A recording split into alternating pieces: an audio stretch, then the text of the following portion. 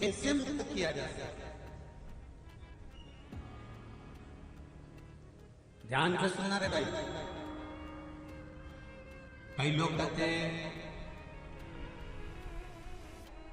कि श्राद्ध पक्ष आ गया,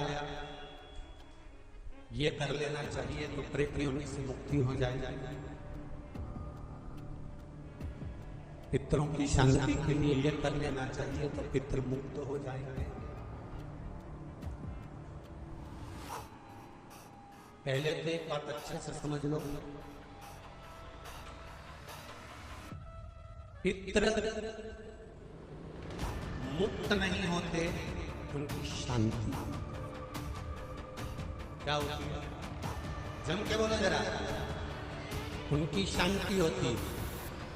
जब आप किसी तीर्थ में स्नान कर रहे हो, जब आप किसी तीर्थ में हो, स्नान कर रहे हो, पुण्य कर रहे हो, सत्कर्म कर रहे हो, भजन कर रहे हो, कीर्तन कर रहे हो, मंत्र जाप कर रहे हो, तो उसका एक अंश, एक भाग हमारे पूर्वजों के खाते में, हमारे पितरों के खाते में जाता है,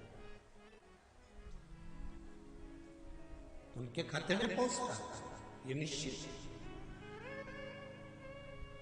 आपने किसी ब्राह्मण को भोजन कराया,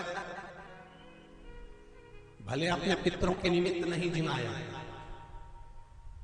कोई ब्राह्मण को एक गिलास पानी पिलाया, भले आपने पितरों के निमित्त नहीं पिलाया, पर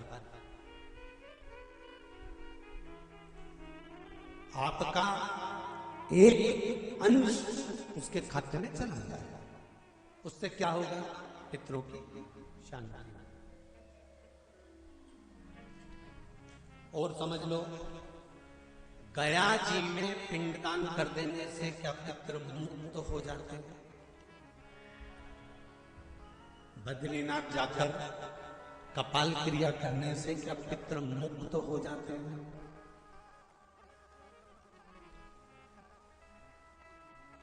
भाई,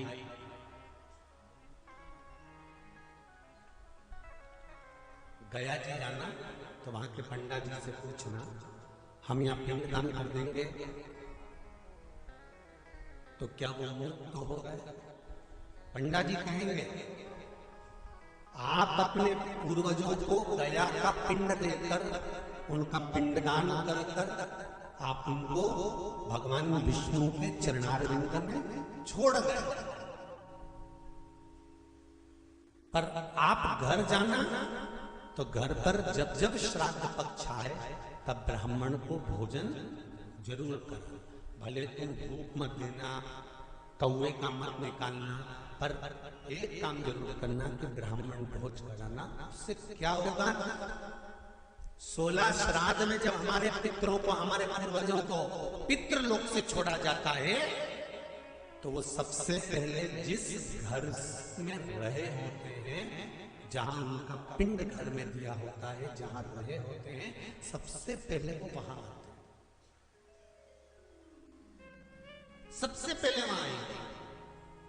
और अगर तुमने उनकी तिथि पर उनके बाहर और अगर आपने भोजन करा दिया तो उनकी मुक्तता नहीं, उनकी शांति हो जाती है।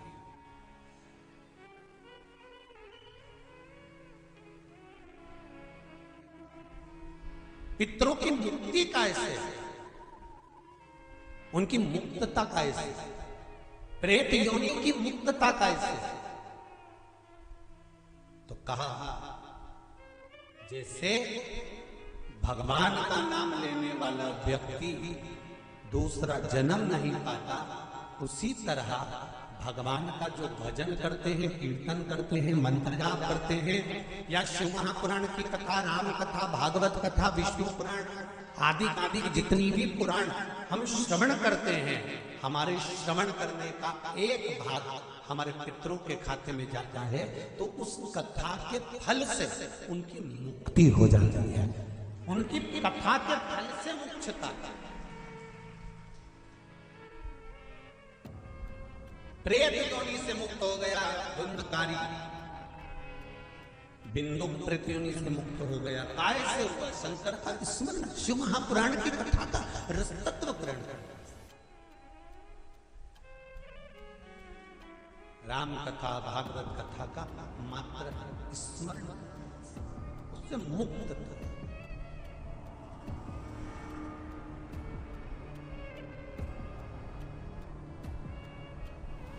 श्राद्ध पक्ष में चाहे चातुर्मास के अंतर्गत श्रावण का जो महीना चल रहा है, इस श्रावण के महीने में आप जो भगवान शंकर को 2 लोटे से जल चढ़ा रहे हो, 2 लोटे नहीं हो, घर में 2 कलश नहीं हो, तो कलश के ऊपर एक कटोरी भी रख कर लेकर 2 कटोरी से आपने अगर जल समर्पित करा है, इसका एक अंश हम पहले भी कथा में तय कराए हैं कि आप शंकर भगवान को जब जल चढ़ाते हो, शंकर भगवान को जब जल समर्पित करते हो, उसका एक अंश घर में रहने वाले प्रत्येक मनुष्य के, प्रत्येक जीव के खाते में चला जाता है।